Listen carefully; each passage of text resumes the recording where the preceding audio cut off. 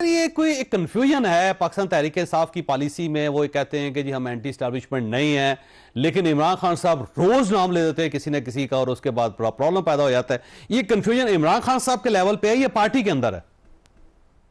नहीं, ये बुनियादी तौर के ऊपर जो बानी चेयरमैन तहरीक इंसाफ इमरान खान है, ये उन्होंने ही लोगों को उकसाया है। उन्होंने इस तरीके से लोगों को तैयार किया, लोगों की ज़हनसाजी की, रोज इस किस्म के खिताबात किए जब वो निकल गए वहां से अपने जो इक़्तिदार से। अब देखे ना कि उन्होंने पहले कहा मिस्टर एक्स मिस्टर वाई, कभी कहा जी के जानवर, कभी क्या, तो ये तो उन्होंने लोगों की ज़हनसाजी की। लोग एंटी एस्टैब्लिशमेंट नहीं थे, ये इनकी ख्वाहिश है कि लोग एंटी एस्टैब्लिशमेंट हो जाए और अपनी पार्टी में काफी हद तक वो ज़हनसाजी करने में कामयाब हो चुके हैं। देखे ना, डर्टी हैरी कह देना, फिर कह देना जी कि मेरे ऊपर जो हमला हुआ है विदाउट सबूत, उसके इल्जाम जनरल फैसल नसीर के ऊपर उनको जो है वो नॉमिनेट करने की कोशिश की, फिर उनकी उस बात को उनके अपने वज़ीर-ए-आला ने तस्लीम नहीं किया।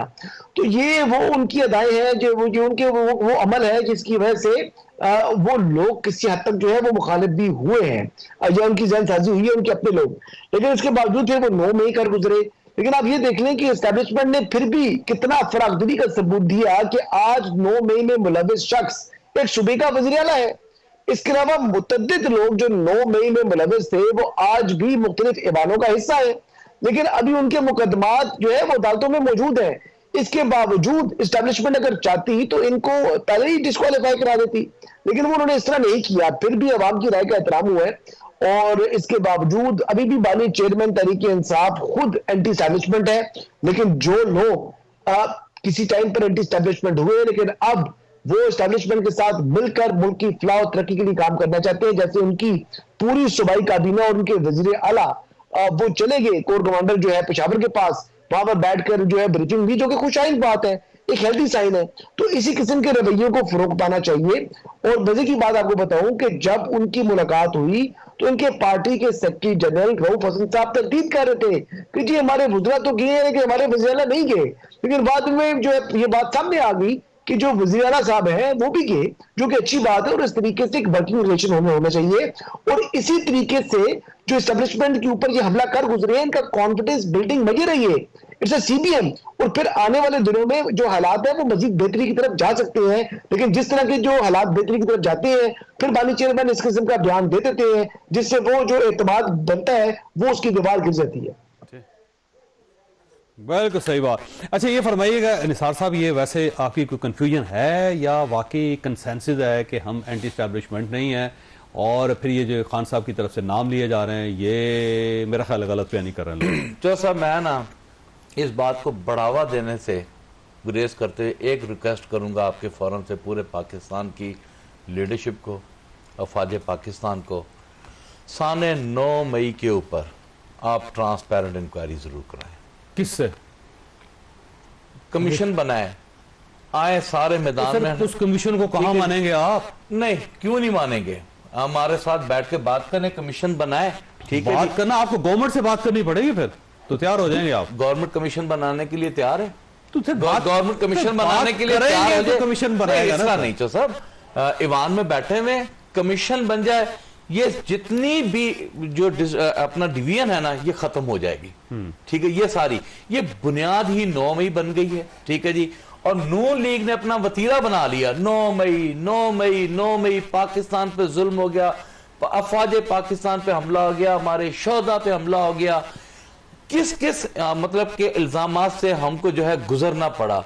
चौ साहब हम पाकिस्तानी हैं, इस पाकिस्तान में पैदा हुए और इसी यहीं मरना है। हमारे माँ बाप की, हमारे बुजुर्गों की कब्रें हैं यहाँ पर, हमने यहाँ से बाहर नहीं जाना। लेकिन अगर ये तोहमत लेकर हम ये जाए ना कि हम अपने फौज के खिलाफ या अपने मुल्क के इदारों के खिलाफ है, तो ये हमसे कबूल नहीं होगा। हम ये जरूर चाहेंगे कि कमीशन बने ट्रांसपेरेंट तरीके से। खान साहब का बयानिया भी सामने आ जाएगा, पार्टी का भी सामने आ जाएगा। ये वाकई मामला क्लियर नहीं होना चाहिए, कोई कमीशन बन जाए तो क्या हर्ज है इसके अंदर? देखिए, आप जो बात कर रहे हैं ना कि पीटीआई का कंसेंसस, डॉक्टर साहब एक पॉलिटिकल वर्कर हैं, मैं पहले भी बात कर गया हूँ, एक प्रोसेस से खानदानी सियासतदान, एक प्रोसेस से आए हैं। तो इनकी सोच और जो न्यू वारद हैं पॉलिटिक्स में, जिनको पीटीआई के प्लेटफॉर्म पे पहली दफा इधर उधर से आने का मौका मिला, इनकी सोच को उधर नहीं करें। ये जो बात कर रहे हैं ये पुख्ता सोच है, पुख्ता जेन्युइन नापुख्ता सोच है, जेन्युइन पॉलिटिकल सोच है। और जो जेन्युइन पॉलिटिकल सिर्फ ये नहीं है, पीटीआई में और भी बहुत सारे लोग हैं, ये नहीं कि सारी पीटीआई खुदा न खास्ता वो। लेकिन देखें ना, सुप्रीम कोर्ट में आपको जब मर्सिडीज पे हाजिरी हुई थी, आपको याद है उन्होंने कहा था कि अगर मुझे दोबारा पकड़ा गया तो फिर रद्द-ए-अमल ऐसा ही होगा। हाँ। तो उस वक्त किसको डिसोन किया जा रहा था? किसी को डिसोन नहीं किया जा रहा था। 9 मई अब भी में देखो लोग तो वही है ना, पार्टी उनको ओन कर रही है ना जी। कौन सा शख्स है जिसको पार्टी तो ओन मैं यही तो आपसे गुजारिश कर रहा हूँ, सीमा को ओन कर रही है, देखे ना, यास्मीन राशिद साहब कर रही है, और इसके अलावा इजाज चौधरी को कर रही, सबको करना। मैं आपसे एग्जैक्टली यही बात कर रहा हूँ। इनका एक प्रोसेस के जरिए ये पॉलिटिक्स में आए, इनका जो आउटलुक है वो बिल्कुल डिफरेंट होगा। लेकिन जिनकी आप बात कर रहे हैं वो आउटलुक ऑल टुगेदर डिफरेंट है। और उनका नैरेटिव मुख्तलिफ है, उनका नैरेटिव मुख्तलिफ है, और वो नैरेटिव इमरान खान का नैरेटिव है। अनफॉर्चुनेटली वो उधर ओन किया जाता है।